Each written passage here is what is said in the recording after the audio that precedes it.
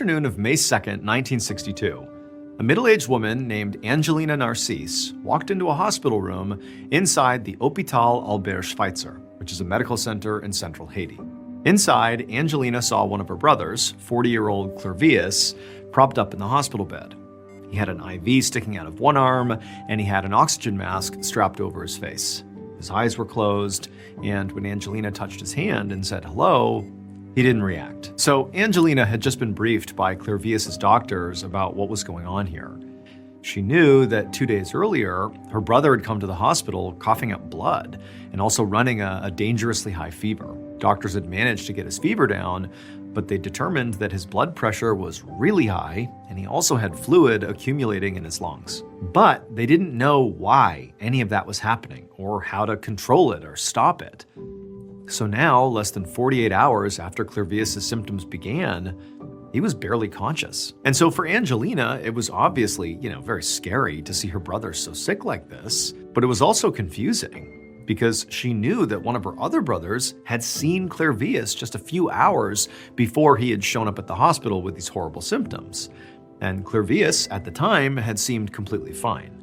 So really, this illness seemed to have come out of nowhere. But as Angelina looked around the hospital room, she also found herself feeling pretty annoyed because she had 4 other siblings, 2 more brothers and 2 sisters, and none of them were here. Now, Angelina knew she shouldn't be surprised.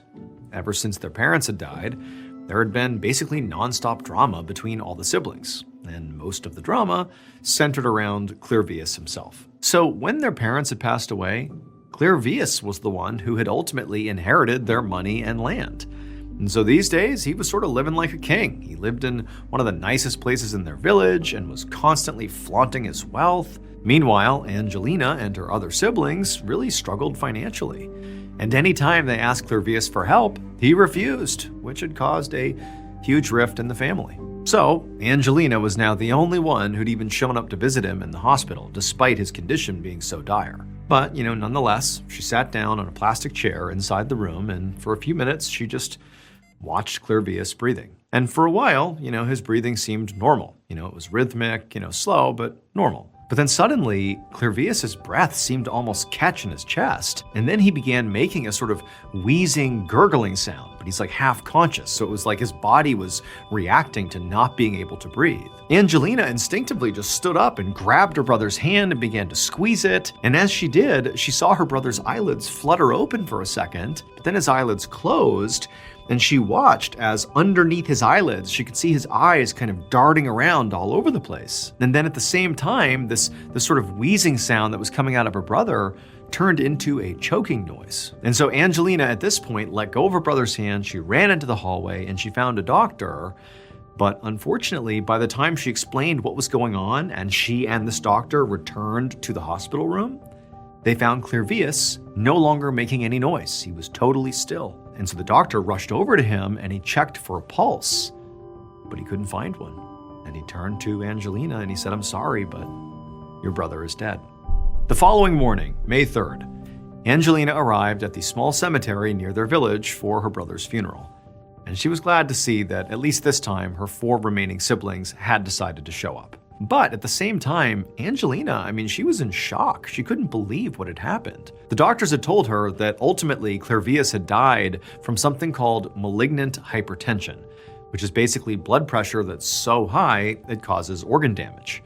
And also it causes pulmonary edema, which is fluid in the lungs that can ultimately make it impossible to breathe, which very likely was what that sound was her brother was making before he died, that choking sound. But the doctors told Angelina that despite knowing sort of what actually happened to Clervius, they didn't know why it happened. It was totally unclear how he got these symptoms in the first place. And unfortunately for Angelina and their family, it seemed pretty unlikely that they would ever figure it out. It would just be this mystery. Now, as Angelina walked up to Clervius's gravesite, she looked down and she saw her brother lying dead inside of his open casket. She reached out and touched his hand one last time, and it was so cold that Angelina pulled it away right away, and then she began to cry. The ceremony was kind of a blur for Angelina. The whole thing just felt surreal. But eventually it wrapped up, and Angelina and her other siblings were walking up to the casket to say their final goodbyes to their brother. And then after they did, they stepped back and they watched as cemetery employees closed Clervius's casket and lowered it into the ground. However, after Angelina and her family had all returned to their homes and were, beginning to grieve the loss of their brother, something else began to happen at that cemetery. That same night, a little after midnight, two men sort of conspicuously entered the small cemetery carrying shovels. As they walked, they kind of kept looking around to make sure nobody was watching them, and they went up to Clervius's very fresh grave. And with their shovels, they dug and dug until finally they revealed his casket, and they pulled his casket out of the ground, they pried the nails off the top, they flipped it open, and there was Clervius's body. And they pulled his body out, and they laid it on the ground next to the hole in the ground. Then, as fast as they could, they closed the casket back up, now with Clervius's body again outside of it on the ground nearby, and they reburied the casket. They put all the dirt back, all the grass back, made it look like nobody had touched it. And then after that was done, they walked over to Clervius's body and they tied his wrists and ankles together with rope. Then they wrapped Clervius's body in a large black cloth, and then together they hoisted his body up and placed him on their respective shoulders, and together they carried him out of the cemetery and off into the wilderness on the outskirts of the village. And then when the sun began to rise, they stopped and found a good spot to hide along with Clervius's body in the trees. And then when the sun went back down again, the two men were up and on the move again with the body. These men did this for days until finally they reached a massive fenced-in plot of land in northern Haiti. When they got there, it was just starting to get light outside. And so with the light, they could see dozens and dozens of these people moving through this vast field in front of them. And all these people were moving in a sort of jerky, unnatural way. And all of them were holding machetes. But these two men who had lugged Clervius's body here were not afraid. They unlocked the fence and carried Clervius's body right up a pathway through the middle of this field, past all these people. But as they passed by these machete-wielding people, they didn't even seem to notice the men or the body. It was like this was totally normal. Eventually, the men reached the middle of this field where there was this building, and the men went inside.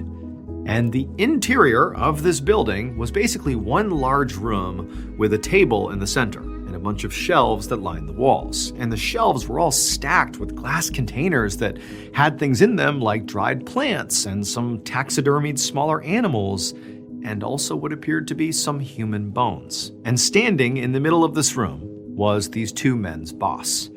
He was a very old man, and he had this very expectant look on his face. Without saying a word, the two men placed Clervius's body on the table in the center of this room, and they unwrapped the black cloth around him. Their boss looked very carefully at Clervius's face, and then he smiled, and he handed each of the men a stack of money. 18 years later, in February of 1980, Clervius's sister, Angelina, walked through an outdoor market in her small village in central Haiti. Now, by this point, it had been almost 2 decades since Clervius had died, and Angelina didn't really think about him that much anymore. But on this particular day, as she was shopping, an old man approached her, and he was very thin, his face was very sunken, and he had this long, deep scar on his cheek that went from the side of his mouth to his ear. And his eyes were bloodshot, and they were kind of wide, like he was sort of wild. And in this gravelly voice, he told her that his name was Clervius, and that he was her brother.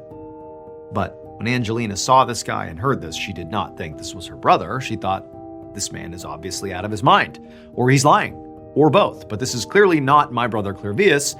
He's dead. And on top of that, in addition to all the discrepancies that she's immediately clocking, this man did not remotely look like her brother did. He looked completely different. In particular, there was this big scar on his face that she certainly didn't remember on Clervius's face. So Angelina told this man that, no, you are not my brother and you need to leave me alone. But the man, when he heard this, he sort of freaked out and he grabbed Angelina's shoulders and started violently shaking her, insisting that no, he really was Clervius. Angelina screamed, and the next thing she knew, she was surrounded by a crowd of very confused but worried onlookers. And then a police officer walked over and grabbed the man and dragged him away. Later that same day, a police officer sat in an interview room at the police station across from this older man who kept insisting he was Clervius. And the story that this man told the officer about how he could be a man who had died 18 years earlier really was absolutely insane. Because this man claimed that 18 years earlier, when he died, he remembered that moment because he heard the doctor literally pronounce him dead, and he heard his siblings start to cry. And then he remembered the cold when the hospital staff moved him to the refrigerated morgue. And then he remembered the sound of them nailing his coffin shut, and he remembered what it felt like when one of those nails punctured through and cut his cheek. That's how he got that big scar on his face. It was a nail in his coffin going through his face. Basically, he wasn't dead. He was totally mentally conscious of everything happening to him. He just physically couldn't move or react in any way, and he didn't know why. But everybody thought he was dead, and he wasn't. And then he said later that same night, as he's literally in a coffin underground, basically waiting to suffocate to death, he became aware of two men suddenly unearthing him and removing him from his coffin, and then they tied him up, wrapped him in cloth, and then carried him into the wilderness for days.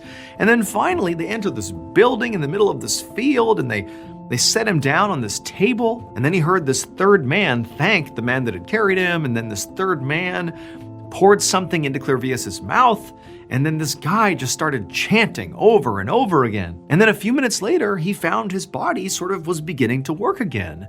He could open his eyes, he could sort of move his limbs, but things just felt different. Like suddenly his vision was very strange and hazy, and his body movements were jerky and uncoordinated.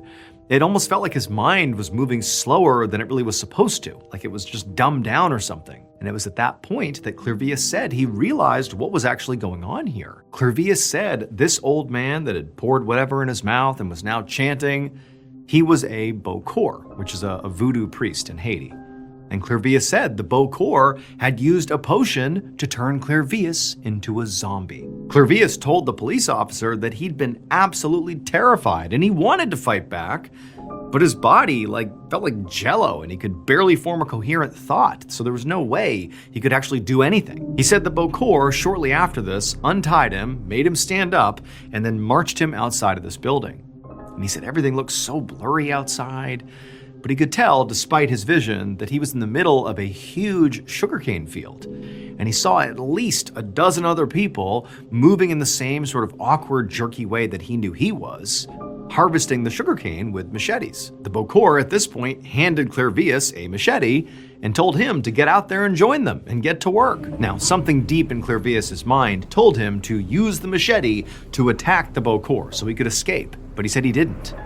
Instead, he just walked out into the field and did start working. And he kept working day in and day out in this bizarre zombie-like state for 2 full years. Then one day, another one of these zombies finally did attack and kill the Bokor. And suddenly all the zombies were free.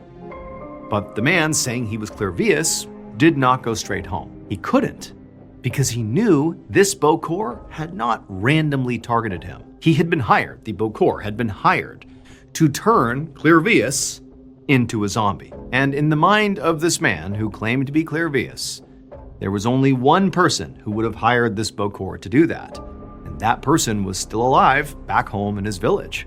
And so if he returned, they would very likely just kill him. So this man told the police officer that he had gone on to spend 16 years just wandering around northern Haiti, working random odd jobs, just kind of barely surviving. But he said he did keep up with news from his village. And when he saw that the person who he believed had ultimately hired the Bokor to do this to him, when he saw that person had died, he said he felt safe enough to finally go back home. Now, after hearing the story, the police officer did not immediately think, boy, this is legitimate, this must have happened. Instead, he thought this sounded completely insane. But just in case, he went to Clervius's siblings and he asked them to give him a list of questions that only the real Clervius could answer, like super specific information from their childhood and things like that. And when the officer came back with this list and began asking this man the questions, the man claiming to be Clervius answered all of them correctly. This really was Clervius. The news of Clervius's return from the dead quickly spread all across the globe. But for the most part, when people outside of Haiti read or heard about it, they assumed the story was just folklore or some kind of hoax. But in 1982, so 20 years after Clervius supposedly died, and 2 years after he supposedly came back to life, a Harvard University researcher named Wade Davis actually traveled to Haiti to investigate the story. And what he found was that Clervius was definitely telling the truth. Here's what many scientists and Clervius's family believe really happened to him on the morning of April 30th, 1962, when he first got really sick. So that morning, he did wake up feeling perfectly fine. He was completely healthy, just like his sister Angelina had thought. But according to Clervius himself, that same afternoon, one of his brothers came over and said he just wanted to put the whole family drama, about the inheritance behind them, and then he gave Clervius a hug. But what Clervius did not know at the time was that during this hug, his brother intentionally rubbed a fine powder onto his skin. Now, this powder did make Clervius incredibly sick, but it was not designed to kill him. Instead, it completely paralyzed him. He couldn't move his arms, his legs, his eyes, nothing, and it lowered his heart rate so low that doctors thought Clervius was dead, which is exactly what Clervius's brother and the Beaucourt he conspired with had planned for. They knew he would be determined to be dead, he would be buried really quickly, and then right after he was buried, the Beaucourts sent those two men to dig Clervius up while he was still paralyzed. They carried him off to that sugarcane plantation where he became a slave. Basically, he was given drugs every day and forced to work nonstop. And for the brother, Clervius's brother, the reason he did this is to punish Clervius for being so selfish with the money he inherited from their parents. This was the plan, to turn him into that zombie slave. It would turn out the active ingredient in the paralyzing powder that the brother rubbed on Clervius was tetrodotoxin, which is a poison found in pufferfish. And then the active ingredient in the liquid that the Beaucourt gave Clervius when he arrived and then continued to give him on a near daily basis to keep him in line was called the zombie's cucumber, which is a hallucinogenic plant that's native to Haiti. After returning to his village and telling his story to the world, Clervius actually would go on to live a relatively normal life. He would live with his siblings until he died in 1994 at the age of 72. Even though, he was able to clearly articulate who did this to him, his brother and the Beaucourt, both of them were dead by the time he returned and told his story, so nobody was ever held to account for any of this.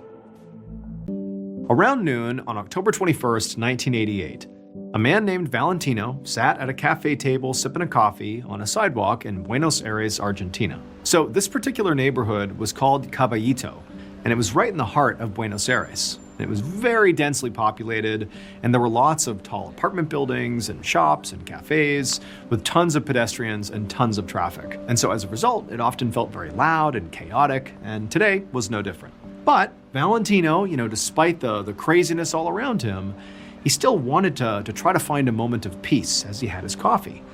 And so he sort of sat back in his chair and he just looked up at the sky above all the urban noise, and he took this deep, calming breath. And as he did this, he saw a few birds fly by, and he just kind of smiled to himself, watching them fly on.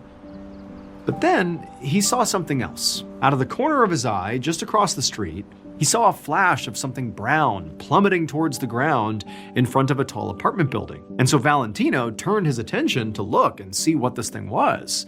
But what he saw didn't make any sense. There was this one old woman on the other side of the street who had stopped on the sidewalk, and she was staring down at what appeared to be like a pile of clothes at her feet.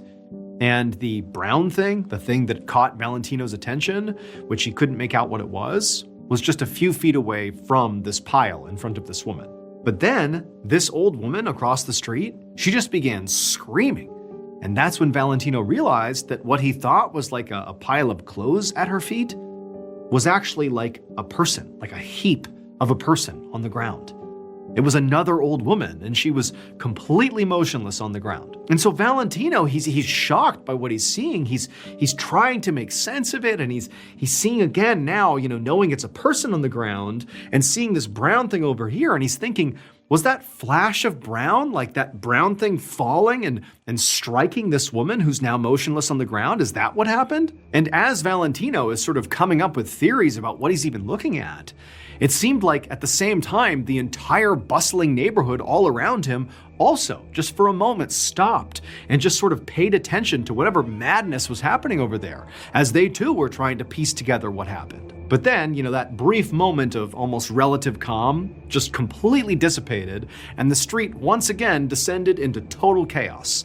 Passerby and locals started shouting and racing over to the woman on the ground to help her, and very quickly this woman and the other woman who was screaming was completely surrounded by this huge crowd. And Valentino, for his part, he felt very shaken by what he was seeing, and just thinking about the fact that he might have seen effectively this woman get destroyed by whatever this brown thing was. He did see that flash of brown, and so he's sort of traumatized, and he's also, he's thinking he doesn't want to contribute to the pandemonium over there by running over to join the massive throng of people trying to figure out what happened. And so instead, he just stayed at his cafe table, with his coffee, and just watched as this crowd continued to build across the road.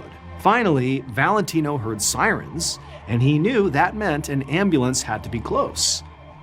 But for some reason, even though he knew that was objectively a good thing, help was on the way, maybe they can save this woman on the ground, he doesn't know. Even though he felt like he should feel relieved now that professionals are going to show up, they're going to clear the crowd, they're going to handle this, he just couldn't calm down. He literally couldn't stop. His heart was racing, his pulse was racing, his stomach was in knots. He felt terrible. It was like he was completely reliving this trauma that he's just experienced over and over and over again. As soon as the ambulance came into view and parked, the mass of people saw them and right away parted to let the paramedics come through to try to help this woman. And Valentino, from across the road, he was craning his neck to try and see, what was happening. And as he did, he saw this middle-aged woman who he didn't know crossing the street in the direction of this scene over there. And she just looked like she was just curious. And as she's crossing the road, she got destroyed by a city bus. It plowed directly into her, and she immediately disappeared underneath the bus's wheels. And so Valentino, whose heart was already basically beating out of his chest, he was so upset about everything, he shot to his feet like, what is going on here? Screams erupted from all around him, from other people who had seen the same horrible thing. And he could feel his heart just racing nonstop, and sweat began dripping down his back. He was almost dizzy with shock, and he began to stagger away from his table, looking frantically around, calling out for somebody to actually help him. It was like his body couldn't handle what he was seeing. But nobody came because there were so many other things happening, horrible things that demanded immediate attention from other people that no one's paying attention to Valentino having, a panic attack here. He's so low on the priority list. And so as he's sort of fumbling around the cafe, trying to get someone to help calm him down, nobody's paying attention to him. And so eventually Valentino kind of spiraled and then fell to the ground, and he found himself once more, on his back on the ground, staring up at the sky, watching birds fly across. What actually happened on that street in 1988 in Buenos Aires was so improbable that it made newspapers all across the world. So the first woman who was hit by the object that fell from the sky, the flash of brown, she died from the impact. And then that woman, the middle-aged woman who crossed the road to see what was going on, who got hit by the bus, she also died. And Valentino, who witnessed this entire thing, was so stunned and so horrified that he actually had a heart attack. And then he died on his way to the hospital. And so basically, these three fatalities that all occurred within minutes of each other were all connected, but were basically freak accidents that all had to happen in succession to even occur. And it all started when that brown thing plummeted through the air, the thing that caught Valentino's eye. And it would turn out that brownish object was actually the fourth victim in this tragedy.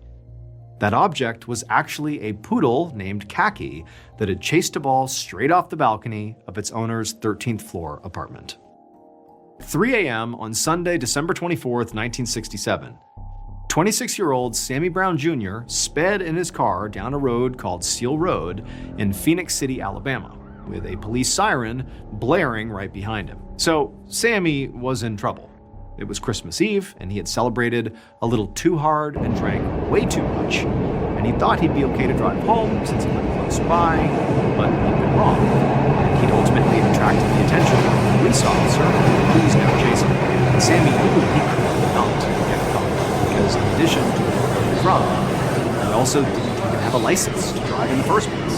So that's why right now he was driving at 100 miles an hour to get away from this cop. But not only was the cop actually gaining on him, but also Sammy could see on the road up ahead that he had another problem. Because there was another car in front of him driving in the same direction, and because this other car was actually going the speed limit, Sammy was going to smash into them if he didn't swerve around them. But this was not a highway where Sammy could just easily change lanes. It was a local 2-lane road. So Sammy knew that if he wanted to swerve around this car, he would have to swerve into the oncoming traffic lane. But since Sammy kind of looked and didn't see any other cars in that lane, he just decided to go for it and pray that he got lucky. So Sammy cut his wheel and tried to swerve around this slower car. But again, Sammy is extremely drunk. He's being chased by this cop who's gaining on him, so his anxiety is spiking. He's going so fast, and in this state of mind, Sammy actually misjudged the timing of his swerve, and he clipped the back of the slower car. And as soon as he did, there was this crunch of metal, and both cars began to spin out across the road before they sort of miraculously just came to a stop. Inside of his own car, Sammy sort of sat up and looked around and realized he was unhurt.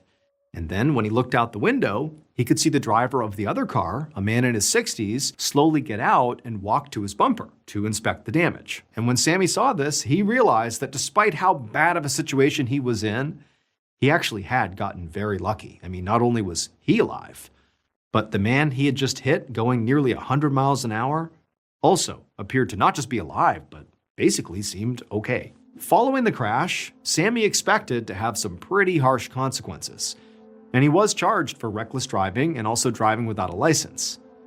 But, sort of amazingly, his lucky streak actually would continue, because despite the charges, he didn't actually have to serve any jail time.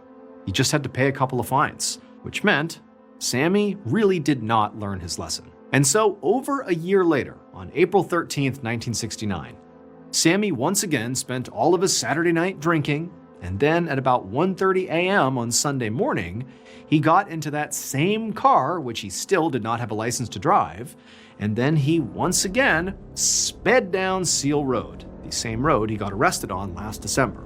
And, wouldn't you know it, just like the last time, he saw a car ahead of him in his lane going too slow, and he decided to go around it. This time, however, he was not being chased by police, so he was not nearly as frantic or anxious. So he began shifting lanes much further away from this slower car. And when he moved into the opposing traffic lane, because of the distance he had given himself, he didn't clip the car in front of him. And for a split second, he felt an intense rush of satisfaction, because this was just more proof to Sammy that he was just an incredibly lucky guy. However, before Sammy could drive his car back into the correct lane, he went around a curve in the road and was immediately blinded by a searing bright light. Then there was a deafening bang, and Sammy's car jerked to the side, and all he saw was a violent swirl of motion as his car again spun around and then finally came to a stop. For a few moments, Sammy just sat there, feeling completely stunned. I mean, again, he's gotten into a high-speed wreck, and he's sort of taking stock of, did he even survive? But after a few moments, he realized he definitely had lived. His neck ached quite a bit from being shaken so hard, but other than that, he kind of looked around and he realized, once again, he was basically unhurt, so he had just gotten really lucky again. And so eventually, he climbed out of his car, and even though he was sort of dizzy from the crash, from the alcohol, when he took stock of what was in front of him, he could immediately see what had just happened. In his effort to avoid hitting the car that was driving in the same lane as him, he had swerved into oncoming traffic and hit a different car, another car, head on, that was driving in the opposite direction. This was like a worst case scenario. And both his car and the one he had hit were completely destroyed, with the fronts completely smashed in. It was truly a miracle Sammy had walked out of that car. And so Sammy, he staggered over to look at the other car and see if the other driver and, potential passengers were okay. When he staggered over there, when he looked inside of the wreckage, he could not believe what he saw. Because what he saw inside was yet another miraculous stroke of luck. Only this time, it was not the good kind. Sammy had somehow managed to do something that really should have been impossible. He had almost perfectly recreated the accident that he had had a year earlier. He was driving the same car, going down the same road on the same day of the week, and he had crashed for basically the exact same reasons. And then when Sammy looked inside of the car he hit head on, he realized there was one more truly just incredible coincidence. The driver of this car was the same driver as the car he hit a year earlier. The man's name was Francis Patterson. He was 65 years old, and he didn't even live in Phoenix City where this crash happened. It was just a wild coincidence that 2 times, more than a year apart, Sammy had hit him while driving drunk on Seal Road. The only difference this second time around was Francis died from the crash. Following this tragedy, Sammy Brown Jr. was charged with driving while intoxicated and also involuntary manslaughter. He was sentenced to 12 months in prison.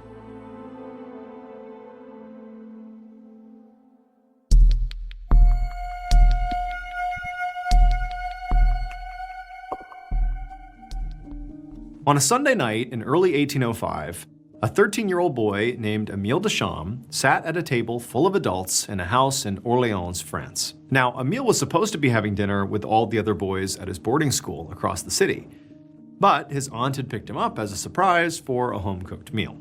And he knew why.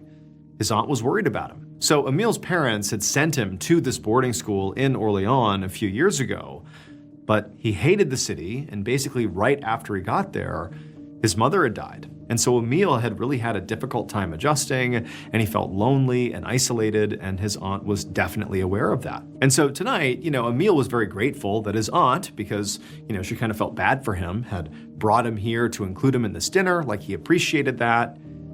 But this particular dinner was just full of adults that he didn't know, and it was just incredibly boring. In fact, right now, one of his aunt's middle-aged friends, this guy whose name was Monsieur Foncierbieu, was just rambling on and on about his experience in the military, and, Émile was just not remotely interested. I mean, this was not exciting to him in the least, and so he did what he always did, just sort of tune this guy out and let his mind wander.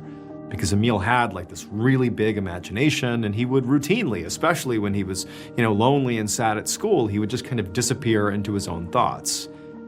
But quickly, after he sort of began letting his mind wander, he was pulled right back to reality when his aunt set the dessert down right in the middle of the table. So this dessert was a brown, sauce-drenched cake-like thing that was actually wrapped in a cloth and was piping hot, literally steam coming off of it. And Émile, he just kind of stared at it because he had never seen a dessert like this before and had no idea what it was. And so as he was staring at it, he heard a voice at the table say, "Oh, it was plum pudding, and Émile, you should try this." Émile looked over at the voice who had said this, and it belonged to Monsieur de Fontainebleau, who was smiling at him. This is the guy who had been rambling about his military experience. And the Monsieur repeated that Émile really needed to try a slice of this plum pudding, because it was an amazing traditional English dessert, and it was just absolutely delicious. So Émile let his aunt cut him a slice, and then he took a bite.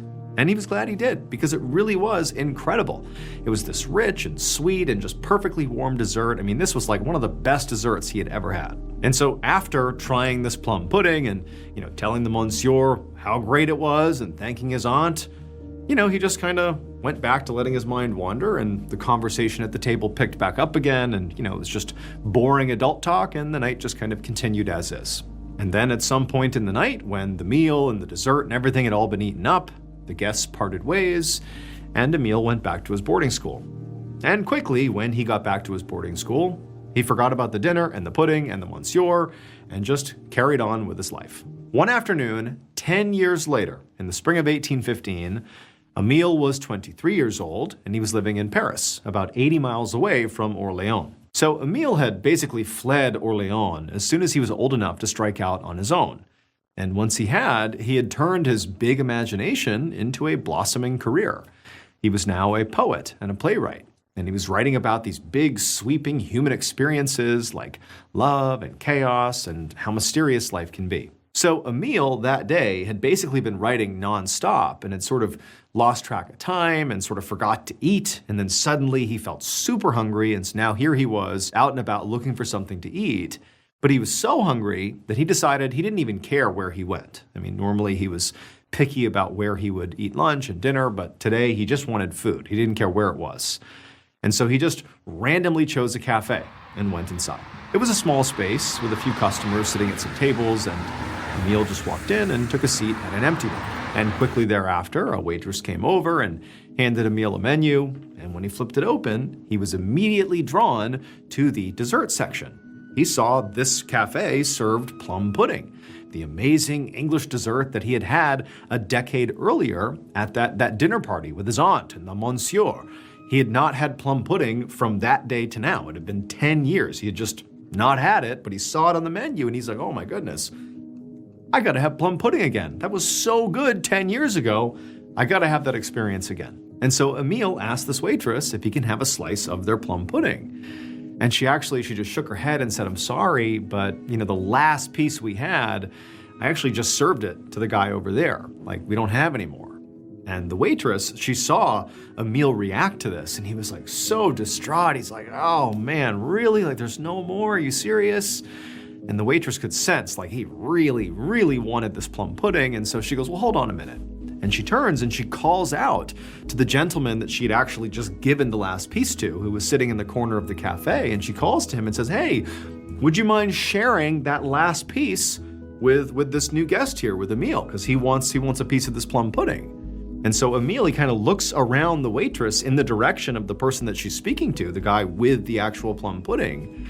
And the guy who's sitting over there, he looks up, and wouldn't you know it, it's Monsieur de Fontainebleau, the same guy who was at the dinner party 10 years earlier, who encouraged Emile to eat plum pudding for the first time and only time in his whole life at that point. It's the same guy. Like, they're not even in Orléans, France. They're 80 miles away in Paris. And Emile, he's chosen a random cafe. He'd never been here before, and he just happened to see plum pudding on the menu. Like, what are the odds that it's the same guy and they're having plum pudding? Like, the coincidence here is just unbelievable. And so Emile, he sort of says to the waitress, hold on a minute, I know him.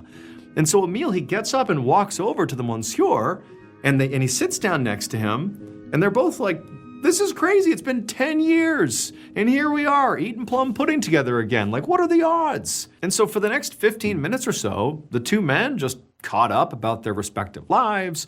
They ate this plum pudding. And then at the end of it, they were like, all right, like, great, nice to see ya. And they both just went their separate ways, with the monsieur going back to whatever he does and Emile going back to his writing. 38 years later, at 6 p.m. on a winter evening in 1853, Emile sat at a tea party in Paris, having a great time as he chatted with the other guests at his table. He'd been invited to this party by the hostess, who was a big admirer of his work. And there were actually a lot of people like that these days. Emile was now in his 60s, and he was very well known. He'd published tons of plays and poems and translations, and he was close friends with many of the literary giants of France and Europe. Like, he had made it as a creative. And so as Emile is sitting at this table, basically being lauded for, all of his achievements and what an incredible writer he was, as he's just sitting there basking in the glory, one of the hostess's staff came in with a platter of dessert. And Emile, he looked over and he saw what the dessert was, and right away he knew he had to have some.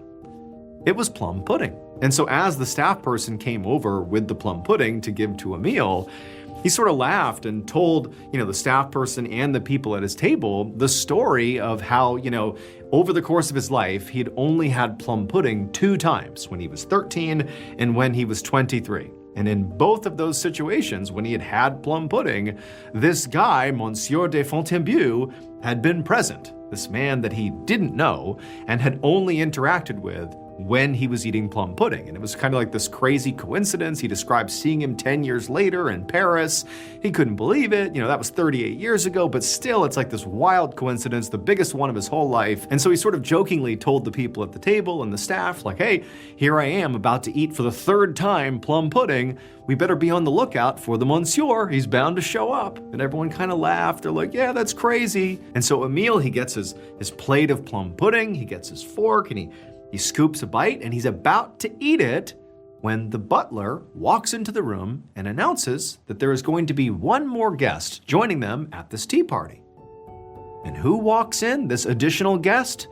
None other than Monsieur de Fontainebleau. And so Emile, he's about to bite the plum pudding, and he looks up and he sees him and he can't believe it. I mean, the guy is like 1,000 years old and he hasn't seen him for 38 years. And the only other times are when he's eating plum pudding. And wouldn't you know it, for the third time here, it's happening again. Like, this is unbelievable. It was crazy the second time. This is now impossible. How is it that he's here as I'm about to eat for the third time this plum pudding? It doesn't make sense. And so Emile just stared at the monsieur with this look of just absolute shock on his face. And the monsieur, as he walked in, he sort of stopped and scanned the room, and he eventually met eyes with Emile. And he had this look of just total confusion on his face. He's looking at Emile, he's seeing the plum pudding that he's eating, kind of, scoping out the whole room. And then the monsieur, he just turned around and he walked away. It would turn out Monsieur de Fontainebleau had been invited to another party on the same floor and had mistakenly wandered into Emile's party at the exact moment he was being served plum pudding for the third time in his entire life. This was truly just an astounding set of coincidences over, a 50-year period. Like, the odds of this all happening exactly as it did those 3 different times he had plum pudding and there was the monsieur, for things to line up that way, it was just staggering to imagine how perfectly each coincidence had to line up. It was almost so much that Emile felt like, there's got to be something else going on here. This can't just be coincidence. It was just like too much. And so, in fact, Emile would go on to recount his plum pudding and the monsieur story many, many times to his friends in literary circles, and he would ultimately write about it in his eventual memoir. Today, it's been around 200 years since the plum pudding events took place. And during that time, Emile's account has been dissected countless times by probability experts and scientists and mathematicians from all around the world. And nobody has a good answer for how this could have happened. And so in the end, Emile's account about what happened to him actually ended up becoming the foundation for a very famous philosophical concept pioneered by Carl Jung called synchronicity. Synchronicity basically means that some coincidences might not actually be coincidences. They might not be random at all, but instead are actually connected to a much larger meaning or purpose, even if we don't know what that is. 1895, a man named Luther Charles sat on the porch of his parents' house in St. Louis, Missouri, while holding a newspaper. Both of Luther's parents were at work, but Luther was not, because he didn't have a job. In fact, he hadn't had a single job in the last 5 years. So Luther desperately wanted to be an actor professionally. And he'd spent the last 5 years, not working, but auditioning constantly and getting rejected over and over and over again. Now he was totally broke and living with his parents, but he had not lost the dream of wanting to be an actor. Now, Luther knew that a lot of people, at least outside of the acting world, thought that trying to be an actor was sort of a pipe dream. Only chosen few get to do that professionally at a high level. And that he, Luther, should be more realistic and just get a normal job, especially after 5 years of attempts that didn't work out. But he just couldn't bring himself to do that, because for him it was going to be acting or nothing. So on this particular morning, he was doing what he did almost every single day, which was flipping through the classified section of the newspaper, looking for any open calls for auditions. And as he scanned the page he was on, he saw one that caught his eye. It was for a musical that was being produced several hundred miles away in Ohio, but they had an open call for auditions that night. Now, at first, Luther was kind of confused about why producers from Ohio would place a call for auditions in a newspaper in Missouri. But then he saw that it was because these producers were trying to find a very specific kind of actor for what sounded like a very unique character. And Luther realized he could be what they were looking for. This could finally be his chance to get his big break. This was, of course, not going to be easy. Number one, he would have to drive today all the way to Ohio just to do this audition. But two, what it would take for him to get into this character, to do a good job and hopefully land this part, was going to take a lot. But after 5 years of near constant rejection, he was willing to try anything. A few minutes later, Luther got into the driver's seat of his car. He was carrying 3 things with him: a map to help him get to Ohio, an entire bottle of whiskey to help him be brave, and a hacksaw to help him get into character. That evening in Ohio, one of the producers of this musical sat in the front row of an empty auditorium. She'd spent the last several hours listening to hopeful actors read monologues and sing songs, and she knew there were still more people waiting to audition. So she called for the next person in line to come inside. And a moment later, a man stumbled out onto the stage, and when the producer saw him, she was just confused because he seemed very wobbly, almost like he was drunk, and he had on this weird sort of costume where he had bandages wrapped around his head. And then, in a very slurred voice, this man said his name was Luther Charles, and he knew that this musical required a very specific kind of actor, and he had made sure that he was perfect for this part. The producer didn't understand what Luther was talking about, though. But before she could clarify, Luther, on stage, began unwrapping the bandages from his head. And when the producer saw what was underneath them, she began screaming for help. It would turn out that casting call in the newspaper that Luther read that inspired him to go here and do this contained a very unfortunate typo. What the producers of the musical were looking for were genuine, fearless actors. But what actually got printed was a call for, quote, genuine, earless actors. And Luther Charles was so desperate to land a role that he drove to Ohio, downed a bottle of whiskey, and then cut off both of his ears with that hacksaw because he believed it would make him perfect for this musical. Luther survived his self-inflicted injuries and later underwent psychiatric treatment. He did not, however, get the part.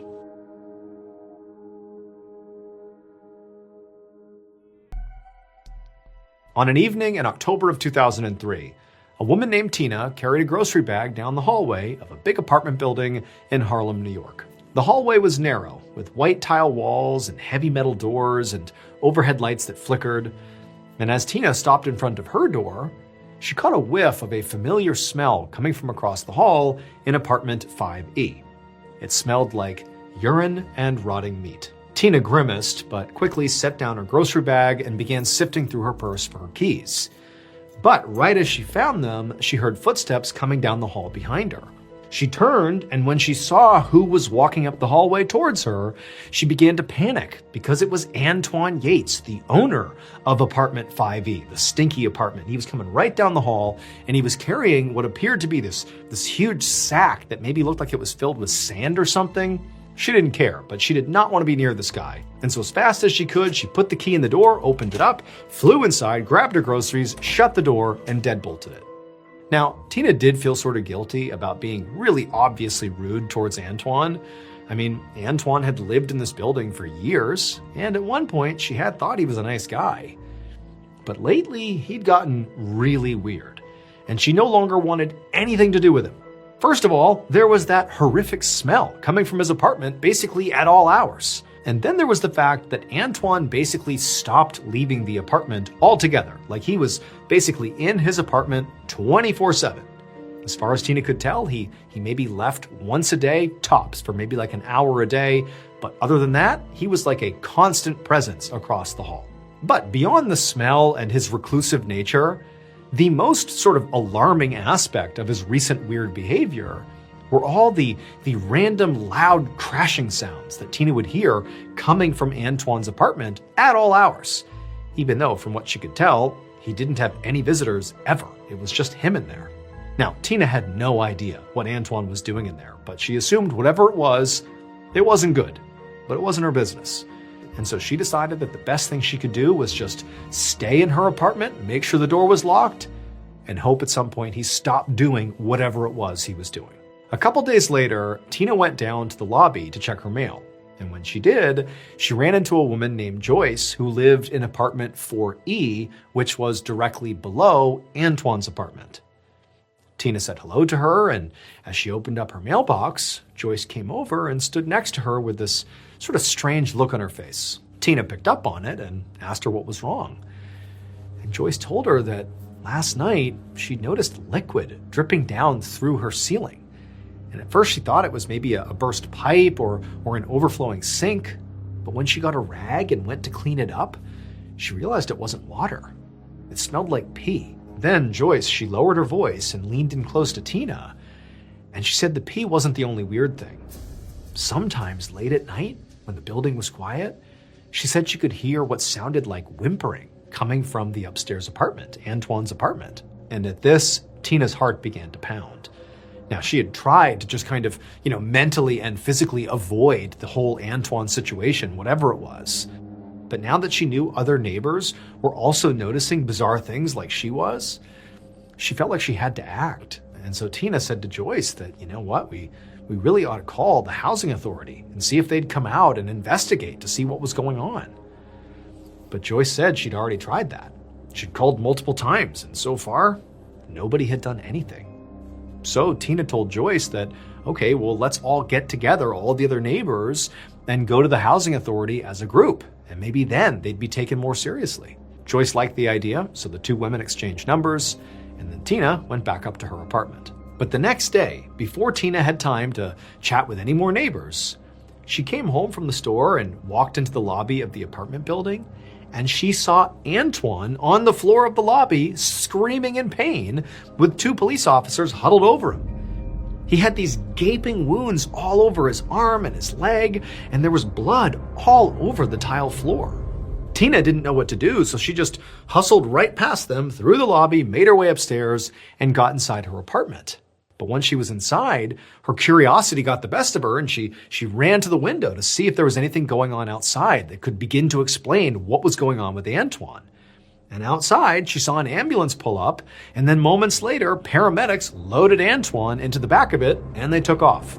After that, Tina basically sat there expecting any moment for the police to come barreling down the hallway and break down Antoine's door, apartment 5E, to finally put an end to whatever was happening inside of there. But she sat there waiting for an hour, and she didn't hear anything. And then finally, after, about an hour, she saw those two police officers from the lobby get back in their squad car and drive away. Tina was shocked. She had no idea what happened to Antoine, but she also couldn't conceptualize of what Antoine would have told those officers that would make them think they should just leave without checking his apartment. And so Tina felt like she couldn't just sit here and do nothing, like somebody needed to go in there. Tina didn't know if maybe Antoine was hurting someone in his apartment and they had finally fought back, that's why he was all cut up, or maybe if he was involved in some kind of violent criminal activity or what, but it was clearly never going to end unless she spoke up. So, as much as it terrified her to get involved here, she picked up the phone, called the police, and told them everything she had seen and heard. The next day, Tina was coming home from work when she saw this huge crowd gathered outside her apartment building. Hundreds of her neighbors were just standing on the sidewalk looking up at the side of the building. And when Tina looked up, she saw what they were watching. A police officer was rappelling down the side of this building from one of the upper levels, and with him he had this big rifle and some other huge weapon, and he was slowly making his way down. But then he eventually stopped right outside a 5th floor window. And Tina realized he was stopping outside of Antoine's window. That was his apartment. And so Tina and the others watched as this officer began to tap on the glass of the window. And then there was this huge explosion of glass that flew outwards, like the window had broken, but from the inside going out. That officer immediately raised his rifle and began firing into the apartment while also signaling to the police officers above him, leaning out of another apartment to pull him up. And they immediately began pulling him up. And then a few minutes later, a half dozen more police officers came running out the front door of the apartment building, and they were carrying this massive tarp between them with something obviously very heavy and large inside of it. Now, none of this made any sense to Tina until the officers passed by her and she caught a glimpse of what was in the tarp. It would turn out Tina and Joyce were right to be suspicious of Antoine, but it wasn't because he was a violent criminal who was secretly hurting people in his apartment. No, his secret was actually much weirder. Antoine had a very strange pet. Specifically, he had a 400-pound tiger named Ming, who had been living in Antoine's apartment for years. It slept in one of his bedrooms with a giant sand pit. It peed basically everywhere, and it lived off raw meat. Antoine's horrible wounds that day were caused by Ming biting him when Antoine tried to stop the tiger from pouncing on one of his other pets, a stray kitten that he had taken in. As for Antoine and Ming, they both survived this encounter. Antoine was ultimately arrested for reckless endangerment, and Ming, who was just tranquilized during that exchange with the police officer, was carried out of the apartment and taken to a sanctuary in Ohio. Also, that stray kitten survived the attack as well.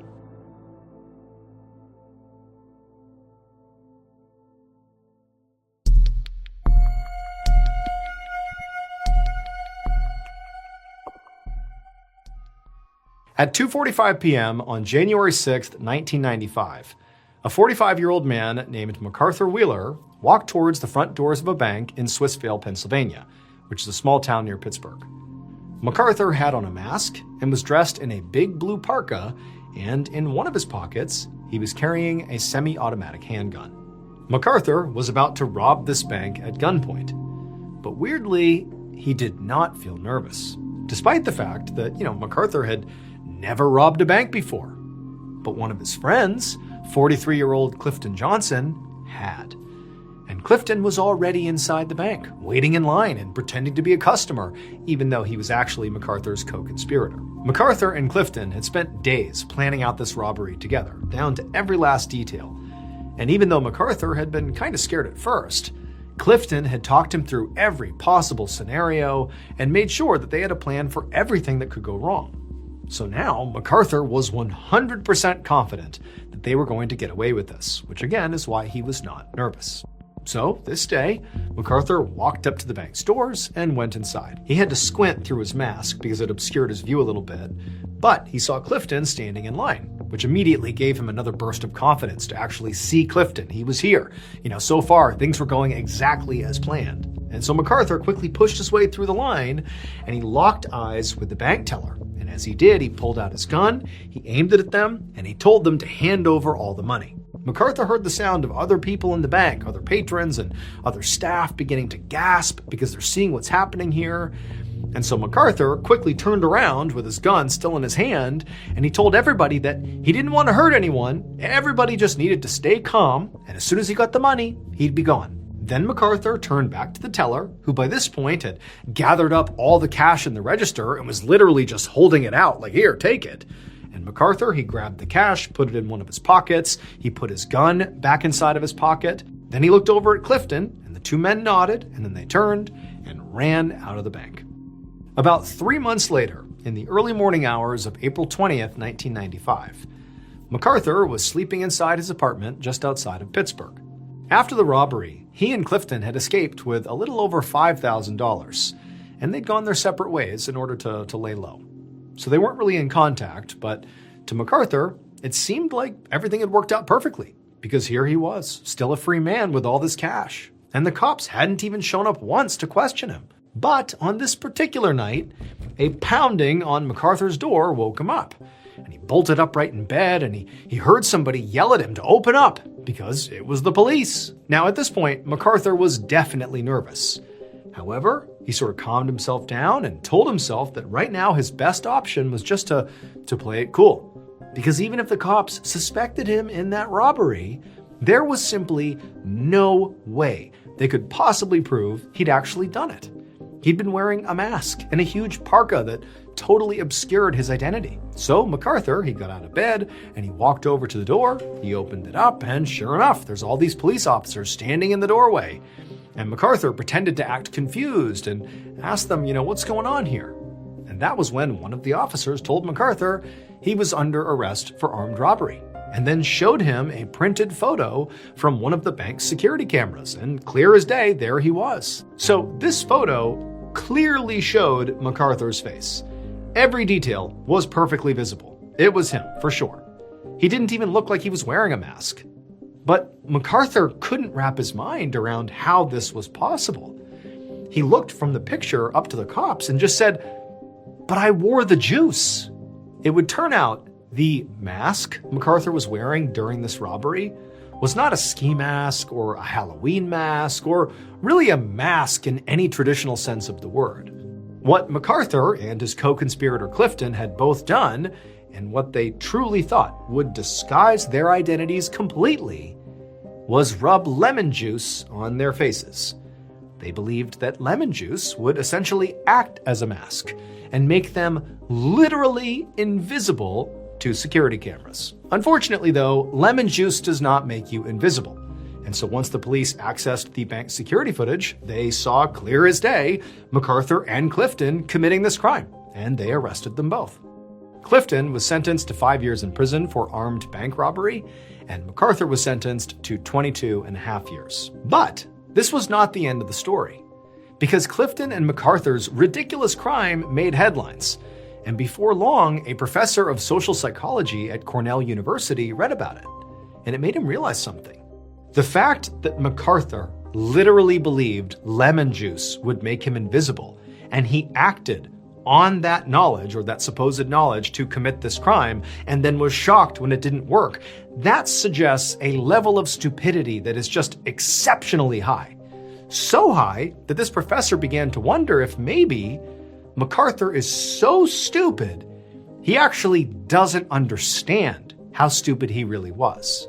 And so this led the professor to research this idea, and he ultimately established a new psychological concept that we now call the Dunning-Kruger effect, which essentially says that the more incompetent a person is at something, the less likely they are to recognize their own incompetence. Basically, the dumber you are, the more confident you become. 16th, 2020. A 39-year-old woman named Faye stepped out of a convenience store in a small village in China. She was wearing a bright red distinctive coat, and in her hands were a whole bunch of snacks that she had just purchased. So Faye had lived in this village her whole life. She was a very simple person, and she had a really specific daily schedule that she basically always adhered to. And it was, she would get up early, she would throw on her jacket, and she would head out to this convenience store, get some snacks, and then she would either go back home where she lived with her husband, or she would go to her parents' house or her sister's house to pay them a visit. And that was basically what she did every single day. And so this day had started exactly the same as every other day. And after she left the store and she began eating some snacks and, thinking about where she was gonna go next, whether it was her house or a relative's house, she's walking down this road when suddenly she hears people calling out to her. And so she stops and she turns, and there are these 5 people that are clustered together standing at the top of this trailhead. So Faye's village was home to this beautiful hiking trail that started right where these people were standing. The trail went up this mountainside and up into this huge forest where there were all these ponds and waterfalls. I mean, it was strikingly beautiful.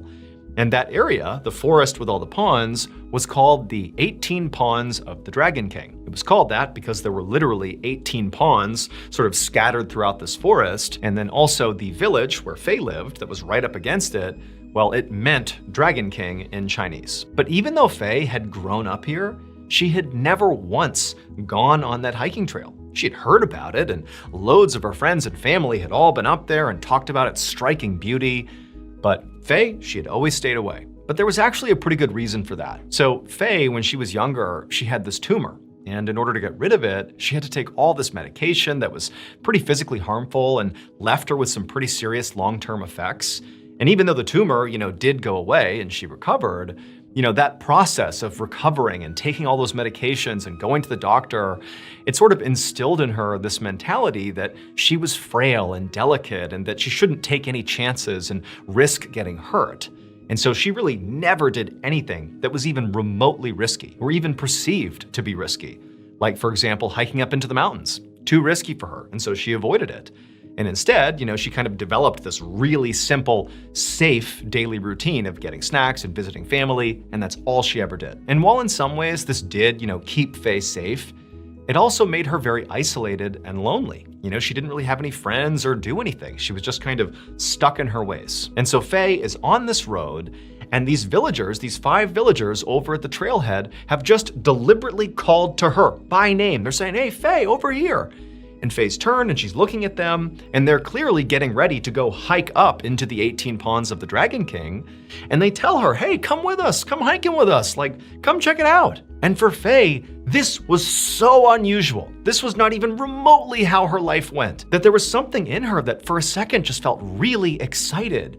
I mean, she did sort of rely on her schedule and her discipline of doing the same thing every day. It kept her safe. But this sudden invitation from these people, these villagers, it just felt like, why not? Why not do something different for once? And she's also thinking, how dangerous can it be? I'm with other people. They seem really competent. Maybe this is a good idea. Maybe I'll just go with them. What the heck? See what happens. And so Faye found herself just sort of drifting over to these very friendly 5 people and saying, "You know what? What the heck? Yeah, I'll come with you. I've never been up there. I'm sure it's great. Let's go." And so sure enough, Faye and her newfound 5 friends from the village, they begin hiking up this trail. And over the next couple of hours, Faye is seeing a beautiful landscape that she was so close to her whole life that now she's seeing for the first time. And it's revelatory. She can't believe that she's lived this close to this majesty for so long and she's never seen it. This was a life-changing experience for her. And so her mood is just so good. And these 5 people are so wonderful, and they're all chattering and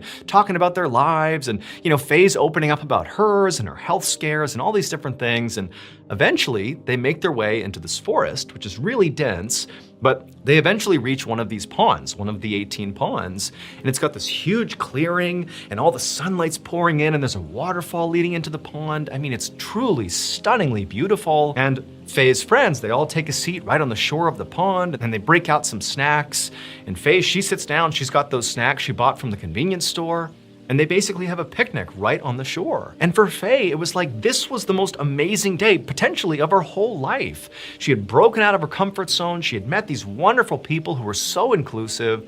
And here she is experiencing this unbelievable natural beauty. The day couldn't get any better. But as she was sitting there on the side of the pond, enjoying this beautiful scene, she started to feel really intensely fatigued. And at first she's thinking, oh, of course, I don't really get out much and exercise much, and I just hiked up this mountain into this forest. Of course I'm tired. But she felt herself kind of slumping back on the rock she was on and almost positioning herself like she might lay down and sleep. And then before long, it was the world around her began getting hazy, and she could see her friends still talking and they weren't really looking at her. They're just kind of enjoying their food. And then it was Faye just could not keep her eyes open, and she put her head down, closed her eyes, and she fell asleep. When Faye woke up again, she was still laying in that same spot, but now it was dark. And also, her 5 friends were gone. She was all alone next to this pond in the middle of this forest. And for Faye, it was immediately this jolt of panic rocketed through her. She starts looking around for these, friends of hers. They've got to be here somewhere. They wouldn't just abandon her. They were so nice. How could this possibly be? But she's looking around and all she can see is just darkness. There's some moonlight coming through the clearing over the pond, but when she looked into the tree line, it was just all dark and there's no one.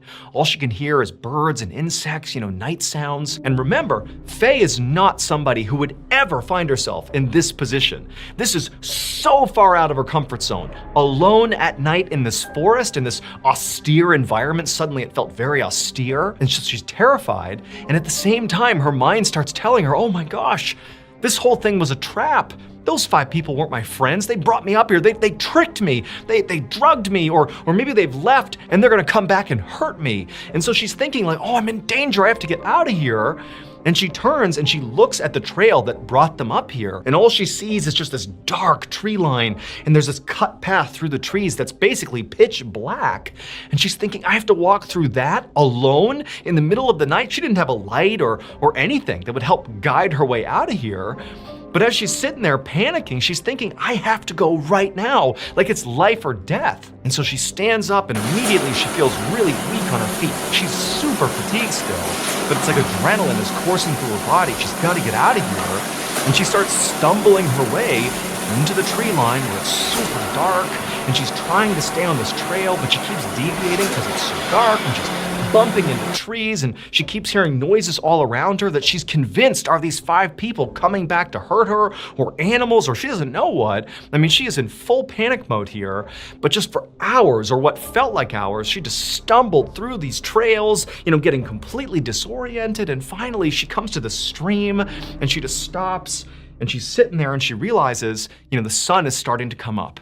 So she kneels down and she scoops some water into her mouth, and right as the sun comes up across the mountainside, there's enough light that miraculously she realizes she can actually see a path down the side of the mountain that she believes will bring her back to her village.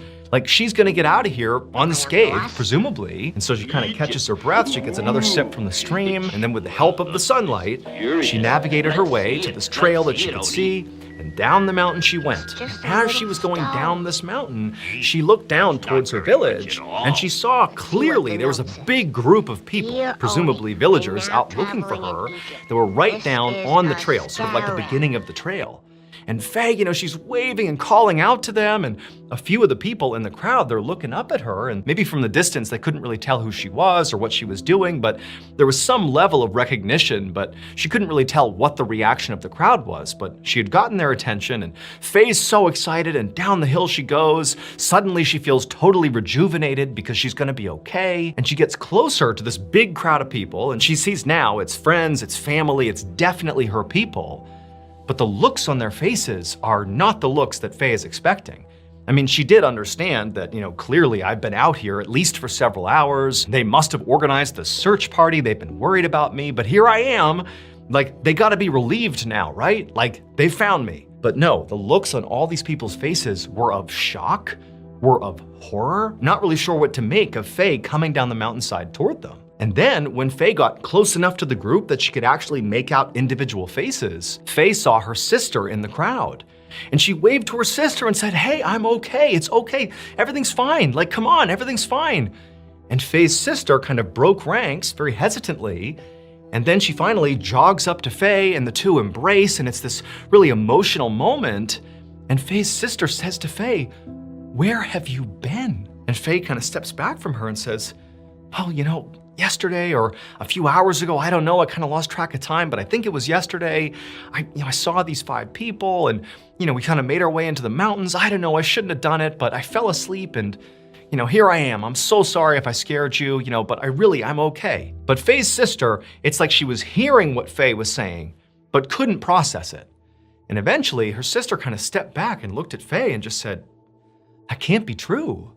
You've been gone for 17 days. Faye didn't really have time to appreciate what she had just been told, nor did the group really have time to appreciate that Faye apparently has shown back up again. Because pretty much immediately, Faye was rushed to the hospital where doctors discovered she had lost 60 pounds. She was horribly malnourished and dehydrated. I mean, they didn't understand how she was still alive. And while Faye is being treated, she began to hear what had happened over the past 17 days she had been gone.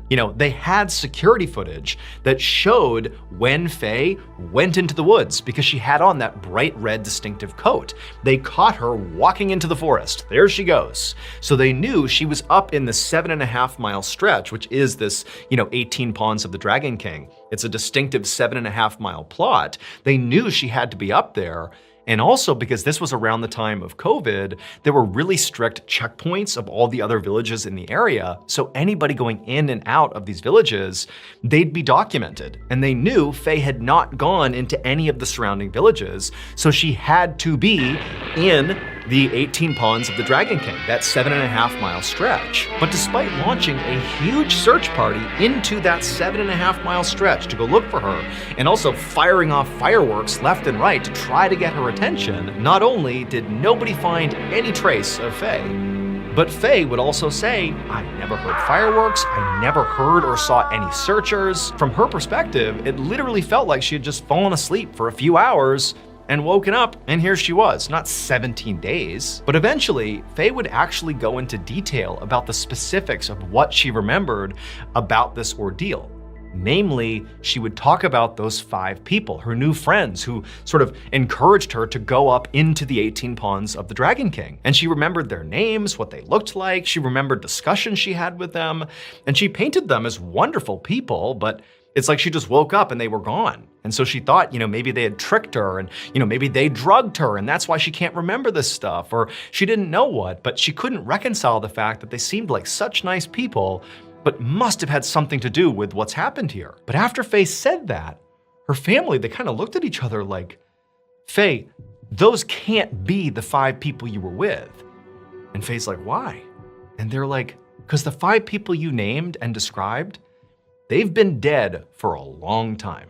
Now, Faye was incredulous, but when they reviewed the security footage that showed Faye clearly in her bright red distinctive coat walking up the trail into the 18 Ponds, there was nobody else with her. Those 5 people, they're not on camera. So the 18 Ponds of the Dragon King is not just a beautiful hiking destination. It's also believed to be haunted. Locals claim that when they look up at the mountainside that the trail passes through and then up to that forest as well, they can sometimes see these eerie blue lights moving around in the trees that nobody can explain. There's a story that, people that have died, their spirits sort of haunt this area looking for living people to switch places with. In fact, when Faye began coming down the mountainside and she looked and saw that huge crowd of people that she believed was basically, her search party out to look for her, well, in reality, that wasn't the case. One of the locals had looked up and seen what he thought was another one of those lights, not a blue light, but a red light. It was Faye's red jacket. He had seen this red thing bouncing around off in the distance, and he thought it was, one of these strange lights, a ghost, let's say. And so he had told people in the village, and everybody was really excited, and they ran out to go see what it was, and it sort of was a ghost. It was Faye, who'd been gone for 17 days coming down the mountain, and nobody could believe it. They were so shocked. And so to this day, nobody knows what actually happened to Faye. All we know is we have her on camera disappearing into this trail, into this forest, in the mountainside, and then turning back up 17 days later. Keep in mind, before this, the longest anybody had survived out there after getting lost was 12 days, and it was this young man who was really fit, who barely survived. Faye was in horrible shape, and she was out there for 17 days, but somehow she showed up alive. Faye still lives in the village today, and her story, at least from her perspective, has never changed. In the spring of 1959, a middle-aged civil engineer named Wu Chiu biked through his rural town in Taiwan. He was on his way home from work, and normally he sort of enjoyed this bike ride home.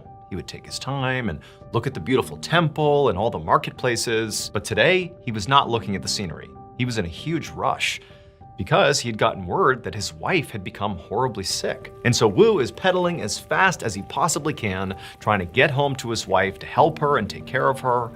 But as he got to his neighborhood, he started to realize that he was really gassed. Like literally pedaling to his house was just unbelievably exhausting. Now he was sort of sprinting, but at the same time, Wu was a pretty athletic guy, and so this type of a ride was something that he should have been able to handle. But it just sort of seemed like there was a weight attached to him, like he was pulling an extra 100 pounds or something. But regardless, Wu pushed through the pain, knowing he had to get to his wife at all costs, and he turned the corner onto his street, and as he was making his final approach to his house, he saw one of his neighbors. And even though Wu was completely in a rush, he was also very polite. And so even though he's sweating and hustling, he still took the time to turn and wave to his neighbor. And his neighbor, who clearly looked at Wu, made eye contact with him, saw it was Wu, Instead of waving back, they kind of scowled at Wu, like they were disgusted by him. They didn't wave back and they turned and just went the other way. And Wu's like, what was that about? What did I do? But again, Wu has to get home, so he sort of wrote that off and he's like, okay, keep on pedaling. He gets even closer to his house, and then it just so happens another neighbor comes outside, and again, Wu's politeness comes through, and he's like sweating profusely. He's like, hey, how are you? And this neighbor as well looks at Wu with this look of total disdain on their face, like there's something wrong with Wu.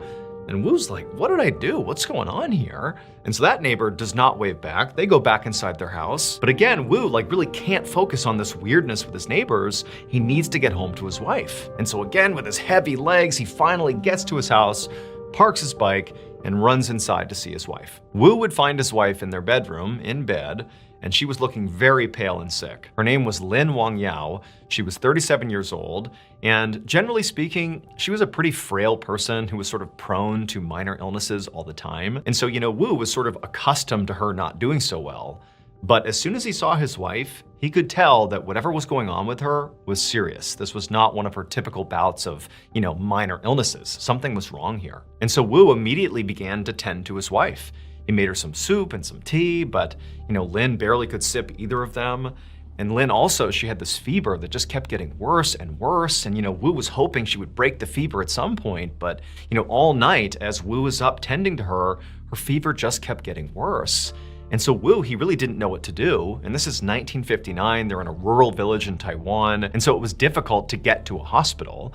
And so Wu really wanted to find a way to treat his wife at home. And he was just praying that, over the next 24 hours or so, she would show signs of getting better. But over the next couple of days, Lin did not get better. Her fever never broke. She basically stopped eating and drinking. And it was like she was drifting in and out of consciousness. And then finally, after 3 days of this, Wu knew, if I don't get my wife to a hospital, no matter how hard it is to do that, she might not make it. The primary hurdle for Wu to get Lin to the hospital was actually just transportation. He didn't have a car, but he did know that one of his neighbors on his street had a donkey cart. And so he could maybe load his wife into that and they could get her to the hospital in the cart. And so Wu, he went outside and he found the neighbor who happened to be outside, actually with their donkey cart, and he flagged them down and he asked them if they'd be willing to transport Lin to the hospital in their cart. But just like a few days earlier, when Wu had been biking on his street and his neighbors had been totally weird to him and sort of looked at him with these obvious looks of disgust,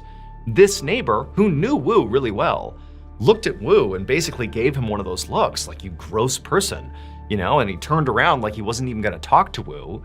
But then Wu, in desperation, just says, look, my wife, she's dying. She needs to get to the hospital. Please do it for her. And at that, this neighbor, clearly despite their misgivings, sort of turns back around and says, fine, we can use the cart and get her to the hospital. And so Wu and this neighbor, they go into Wu's house, they scoop up Lin, they put her on the cart, and it takes several hours, but they do eventually get her to the hospital. And by the time they're there, Lin is basically unconscious. They rush her inside, and the doctors and nurses, they try to do everything they can to stabilize Lin. But as soon as she was admitted, it was like her condition only got worse and worse. And that night, she slipped into a coma, and then she died. Wu was devastated. He and the neighbor took Lin's body, put it back on the donkey cart, and brought it back to their town. And then Wu began setting up for a funeral service. So in Taiwan, it's customary during funerals to have the body of the loved one be brought into the house where it stays for 7 days before they're cremated. And so Wu, after getting Lin's body back home, he put her into a coffin, set her up in the living room, and then over the next several days, Wu was at home next to his dead wife as friends and family, and even the neighbors who, clearly had some issue with Wu, they all came in to pay their respects. And while this was happening, Wu, who was already devastated at the loss of his wife, as he would listen to people come in and pray over the body and sort of talk to the body as if she was still alive and talk about how wonderful she was, it really hit Wu hard because it was like he was suddenly realizing how different his life was going to be without his wife. Lin was a very simple woman. She was illiterate, she really didn't travel, and she was very introverted and quiet, but she was a wonderful wife. She took care of Wu. She cared about him deeply. She was a wonderful cook. And just generally, she made people around her feel safe and happy. And so, Wu, it's like he just found himself over and over having these fits of just crying. Like he can't believe that Lin is now gone. But On the third day after Lin had passed away, so now we're about halfway through this funeral service, which takes about a week, Wu was in his living room dealing with this overwhelming sadness about losing his wife, and there's this procession of people coming in and out of the house. And as Wu was sitting there, there was sort of a cadence and a rhythm to how the days were going. But at some point, it was like everybody in the room just suddenly went completely silent. And then people began to gasp. And Wu, he was sort of head down dealing with his sadness, and he sort of noticed the change in the room, and he heard people gasping, and he looked up and he noticed a few of the mourners. They weren't just gasping, they were open-mouthed and horrified, and they were looking at the casket. And so Wu went from the mourners and he looks over at the casket, and there in this open casket is Lin, except now she's sitting upright, looking around the room, clearly alive. Now, at first, Wu's reaction was, oh my goodness, my wife must have just slipped into a really deep coma, so deep that the doctors could not distinguish it from death. And so this is a mistake. Like, she was never dead. She's just, waken up from her coma. But at the same time, as Wu's having this immediate reaction to seeing his wife sitting up in her coffin, he's thinking, but over these 3 days that I've not left her side, I've been with her body the whole time. She's not moved, she's not made a sound, she's certainly not had anything to eat or drink. Like, this just doesn't seem possible. And so Wu and the other mourners, after the shock of seeing this sort of wore off, everybody kind of jumped into action, and they rushed over to the casket, and they very gently lifted Lin out of the casket, and they carried her over to her bed, and they laid her down, and Lin immediately kind of gestured for water. She was too weak to speak. She had lost a bunch of weight, but she's gesturing for water, and so give her some water, and she sips the water, and everyone's looking at Wu like, we have to get her to the hospital. Like, what else can we possibly do? But Wu, he's looking at his wife, and she's so frail. She really seems like now she is on the precipice of dying here. And he's thinking, she can't survive another donkey cart ride to the hospital. And so we have to keep her here and hope that she, recovers enough that maybe in a day or two we could bring her to the hospital, but certainly not now. And so over the next couple of hours, Wu, along with some friends and family, just stayed by Lin's bedside, constantly checking on her, making sure she really was alive. And, she was, albeit, very subdued, but she continued to drink water and had a little food. And amazingly, over the span of only a few hours, Lin went from basically literally being dead to actually seeming to get a whole lot better. In fact, to the point where, Lin was actually sitting up in bed and, stretching and moving around as if she was completely fine. In fact, in Wu's opinion, it almost seemed like within a few hours, she was actually physically almost better off than she was normally when she was alive. Like, it was a miracle how quickly she was recovering. And so by that night, when Lin really did seem like she was effectively back to her normal self, the mourners all left and said, okay, well, I guess Lin's okay. And they left, and then it was just Wu and Lin. And Wu had no idea how to handle any of this. He was just so grateful that his wife was alive, even though, again, none of this made any sense. Like, this is so shocking, but he's just grateful that she's alive. The next day, when they woke up, Lin was so much better that she was out of bed, walking around the house, really excited to face the day. And Wu's like, dude, you were dead yesterday. Like, what's going on here? But Lin said to him, hey, I want to go out on a walk. You want to go on a walk with me, go to the temple? And Wu, he's looking at Lin, still like unable to comprehend what's happened here. But he's thinking, she does seem like she's in great health right now. And if she wants to go for a walk, great, I'll go with her. And so the two of them went outside and they began to walk. And as they're walking, Wu, he's a pretty athletic guy, remember? He found himself barely able to keep pace with Lin, who was like speed walking towards the temple. And on top of that, as they're walking and Wu's like, gassed as he's trying to keep up with his wife, periodically neighbors would, wave to Lin and Wu, and for just a brief second they would chat. And as Wu listened to Lin speak, he began to notice something really strange.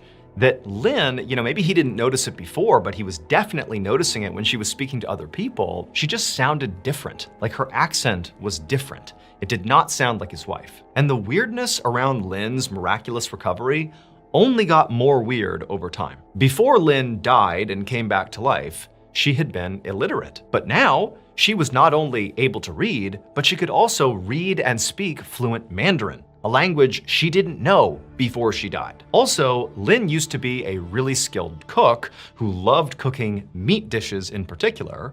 But now that Lin has recovered, she no longer wanted to eat meat. She said she was a vegetarian and basically stopped cooking. Also, Lin began speaking with real authority about the professions of accounting and bookkeeping. And then also she advised her husband to quit his job as an engineer and open up a building materials shop in town because there was a real need for it and he'd make real money that way. And believe it or not, like Wu, he doesn't understand what's going on with his wife, but she really seemed like a force to be reckoned with now. And however she had gained all this extra knowledge, it really seemed like she was sharp these days. And so he was like, all right. And he quits his job as an engineer, opens up this building materials shop, and really quickly, he and his wife began making real money, more money than they had ever made before. And while all this was happening, Wu and Lin became the biggest curiosity in town. I mean, the story of how Lin had miraculously come back to life with all these bizarre personality changes, not only was that spreading all around town, but it eventually spread all across the country. It was like everybody was talking about Lin. In fact, this story spread so far that it eventually reached the Taiwanese government. And when they heard about it, they were so intrigued, they decided they would investigate. And so on March 17th, 1962, the Taiwanese government sent for Lin. And Lin was very happy to go. She was ready to tell her story and answer any questions they had. This was all just kind of exciting. The idea that the government wanted to know how she had made this unbelievable recovery. And so the government, they scoop her up and they bring her to this army hospital and they tell her she's gonna be meeting with the chief physician there. And so the chief physician, he's inside of the room, he's waiting for Lin. He's never met her before. He's only been told roughly what the story is. There's this woman who's acting really funny after coming back from the dead, and okay, fine, I'm gonna talk to her and see what's going on. And so Lin, she walks in the room and the chief physician, he looks at her, she's an ordinary looking woman, and she walks over to him, and before he can even begin a line of questioning, Lin looks at him like with a double take, like there's a moment of recognition, and she says to the chief physician, "Uncle?" And the chief physician is like, "Why are you calling me uncle?" And then Lin would go on to explain why she had just called him uncle, and the chief physician was so shocked by her story that he left the room and he called for his wife. And then when his wife came to the hospital, he didn't tell her what was going on. He just said, "Come with me." She walks into the room with the chief physician, he and his wife, and Lin, who's never met this woman, and the woman has never met Lin, they see each other for the first time, and Lin looks at her and just goes, "Auntie." And it was at this point that Lin revealed to the chief physician and his wife that Lin really was not her name. That's what people called her, but that wasn't who she was. Her real name was Zhu Shuhua, and the chief physician and his wife literally couldn't believe it because they had not given any information about their personal lives to Lin. They've only listened to her story, and she's just offered up what she claims her name is. She's called them uncle and auntie, and wouldn't you know it, the chief physician and his wife, they did have a niece whose name was Zhu Shuhua, and a year earlier, she, their niece, had gone missing. She'd gone missing during the Chinese Civil War, and she had been presumed dead, but nobody had ever found her body. According to Lin, Zhu did die during that war. She was robbed and murdered by a group of fishermen. And then after she was killed, her spirit was sort of stuck in this purgatory for some time. But then, a year after Zhu's death, when Lin died, Lin said that Zhu's spirit entered Lin's body, and thus, she came back to life, Zhu did, but in a different body. And so Lin basically was telling the chief physician and his wife that she was Zhu. She had been reincarnated in Lin's body. And as crazy as this story sounded, the chief physician and his wife couldn't help but notice that as Lin was speaking, her accent was exactly like Zhu's. In fact, just generally speaking, Lin was acting exactly like their niece. She really did seem like the reincarnated version of Zhu. And then when they dug deeper and spoke more to Lin and also her husband Wu, the physician and his wife learned that, Lin, when she woke up and was reincarnated, suddenly she was a vegetarian, just like Zhu. Suddenly, Lin was interested in accounting and bookkeeping. Well, that was something that Zhu was interested in. And also, the biggest one was that Lin had been illiterate, but then she wakes up and suddenly she reads and speaks Mandarin fluently, the language that Zhu read and spoke. And so the chief physician, he couldn't help but start to believe that maybe Lin was telling the truth here. Maybe this really was his niece's reincarnated spirit. And so, as sort of strange as it was, he told the Taiwanese government that you know what? There's something weird happening here. And, I can't help but believe that maybe there's some truth to this story. But if we really want to pressure test it, Lynn claims that she knows who killed my niece. Like, she knows who killed her, because now she's Zhu. She said it was this particular group of fishermen.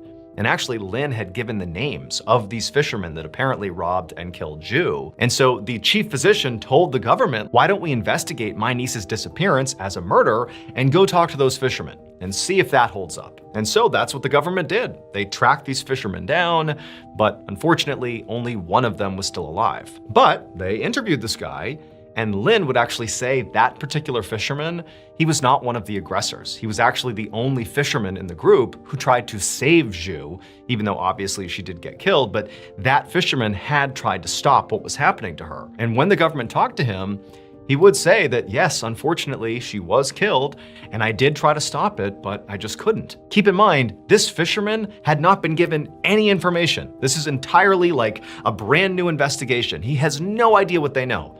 But he basically exactly mirrored what Lynn said happened. And so based on this, they actually closed Zhu Shua's case. It was labeled a disappearance. They changed it to a murder, and they labeled her killers as the fishermen who were deceased at the time. But they were labeled as her killers, and they closed the case based entirely on, a reincarnated spirit's testimony. And there's one more thing. Back in the beginning of the story, when Wu is hustling home, biking as fast as he can to get to his sick wife, and he has those weird encounters with his neighbors, well, it would turn out when those neighbors were interviewed, they would say that the reason they gave those looks to Wu, those looks of disgust and disdain, is because, one, they knew Wu was married to Lin, and they were also aware that she was sick in bed. But here comes Wu pedaling up the road, and he's got this woman sitting on the back of his bike that is clearly not his wife. And so everyone's reaction to that is, Wu is having an affair on his poor wife who's sick in bed. What a horrible person. Now, Wu swore there was no woman on his bike, but he would recall that the bike did feel really heavy, like he was pulling extra weight at the end there. Later, Lin would say that actually Zhu's spirit had come down and hopped on the back of Wu's bike, and it was her basically riding along, hitching a ride up to their house. She was the woman that the neighbors were seeing. But Wu, he was so focused on getting home, even though he felt that heavy weight, he never turned around, and so he didn't see her. And then once Lin passed away, Zhu's spirit, who was now at the home, sort of waiting for this to happen, she switched places with her. For the rest of her life, Lin would live as Zhu, and she would become a community and spiritual leader. And she would pass away in 2018 at the age of 97, and at her funeral, there would be banners hung that actually said both names, Lin and Zhu. And so if reincarnation is real, this story might just be one of the most credible cases ever recorded.